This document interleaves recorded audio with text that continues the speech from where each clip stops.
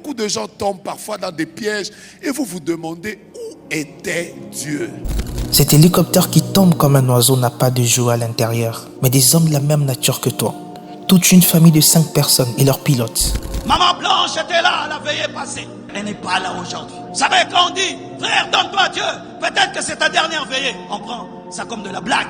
Jésus-Christ avait raison de dire, cherchez premièrement le royaume et la justice de Dieu, et toutes ces choses vous seront données par-dessus tout. Ils ont tout laissé, maison, voiture, business, compte bancaire, diplôme, projet, un investissement de dizaines d'années, englouti en un jour. La terre les a éjectés.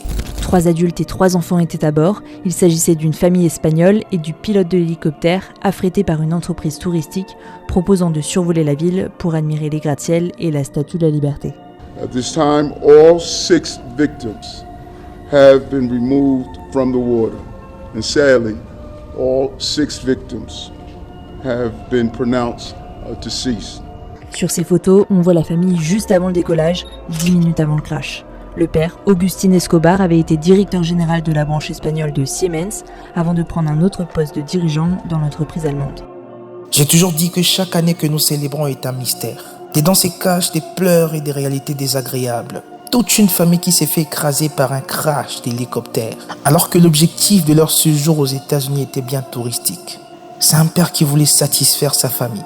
Il n'était pas le premier à monter dans cet hélicoptère. Plusieurs y sont montés avant cette famille atterrit sans turbulence ni décès. Mais ce jour était bien plus particulier. Malgré leur confiance en l'appareil, malgré leur confiance en la compagnie, l'inattendu est arrivé. L'objet d'un plaisir est devenu l'objet des pleurs et des regrets. C'est pourquoi la Bible dit, ne te vante pas du lendemain, car tu ne sais pas ce qu'un jour peut enfanter. Un jour peut apporter la joie, mais un jour peut aussi apporter une douleur insupportable. Malheureusement, dans tout ça, seul Dieu maîtrise les circonstances cachées. Voici la première leçon à tirer. Toujours être en intimité avec Dieu avant de faire tout mouvement.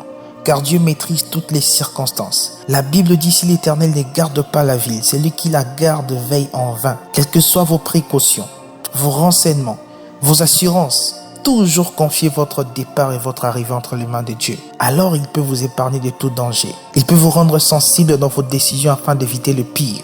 Je me demande si seulement ces pères de famille pouvaient écouter le Saint-Esprit. Ils ne seraient certainement pas montés dans cet appareil.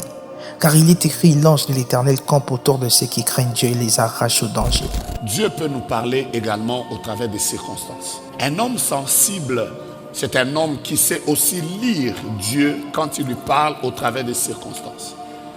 Je vous ai dit le matin qu'un homme voulait voyager et ce jour-là, il a eu juste un malaise, un problème lié à sa digestion. Il a refusé de voyager. Mais la nuit, il apprendra qu'il y a eu un crash. Pourquoi? Parce que Dieu lui a parlé. Toutes les circonstances qui arrivent dans notre vie, il y a de ces circonstances pour lesquelles Dieu voudrait que nous soyons sensibles et que nous comprenions qu'il y a un message derrière. Vous savez, quand quelqu'un est sensible, il fait également attention à quand j'écoute la parole de Dieu. Quand je suis en train de parler avec l'homme de Dieu, quand je suis en train de parler avec mes amis, n'y a-t-il pas une voix de Dieu? N'y a-t-il pas un enseignement? N'y a-t-il pas une parole que je peux recevoir de Dieu? Quelle est ton intimité avec le Saint-Esprit à ce jour? Le Seigneur Jésus dit au sujet du Saint-Esprit, il vous conduira dans toute la vérité. Quelle est ta relation personnelle avec Jésus-Christ? Souvent, nous préparons nos valises, nos finances, nos vêtements pour un déplacement, mais nous ne préparons pas nos déplacements spirituellement, alors que le monde est dirigé par les spirituels. Certains esprits savaient déjà ce qui attendait cette famille quelques heures avant. Dieu peut vouloir t'empêcher d'être victime de quelque chose, mais est-ce que tu es sensible pour écouter sa voix? Le Seigneur Jésus dit, mes brebis entendent ma voix, je les connais et elles me suivent. Je leur donne la vie éternelle et elles ne périront jamais et personne ne les ravira de ma main. Recherche l'intimité avec Jésus par la prière, l'obéissance et par sa parole. Et voici la deuxième leçon à tirer. Toujours être prêt car tout peut arriver à tout moment. Toujours être en ordre avec Dieu. Ce qui me choque ici, c'est que même les enfants sont décédés. La mort n'a pas d'âge. Toi qui continues à vivre dans la rébellion contre Dieu, contre sa parole, pensant que tu as encore assez de temps, puisque tu es jeune, fais très attention. Si des enfants mineurs peuvent être frappés par un crash d'hélicoptère, une mort aussi douloureuse, à combien plus forte raison un adulte comme toi? Maman Blanche était là la veillée passée. Elle n'est pas là aujourd'hui. Vous savez, quand on dit, frère, donne-toi à Dieu, peut-être que c'est ta dernière veillée. On prend ça comme de la blague. Elle n'est pas à cette veillée. Frère, il y a quelque chose de plus important que tout. Une saison qui vient. L'éternité. L'éternité. L'éternité.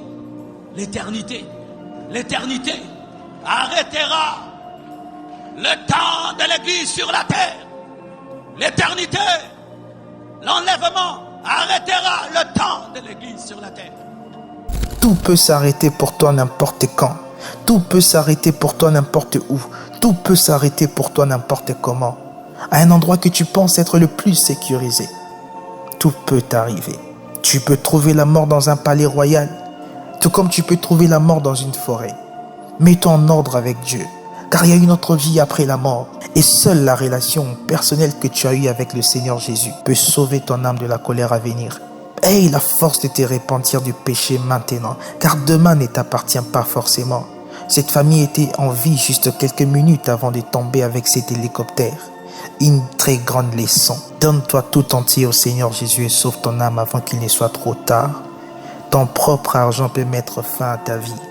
C'est pourquoi pour certaines personnes, Dieu a besoin que vous acquériez plus de sagesse, de consécration et de sensibilité spirituelle avant de vous bénir financièrement, des peurs que vous précipitiez, des dangers. Que Dieu vous bénisse abondamment. Décide-toi et agis. Amen.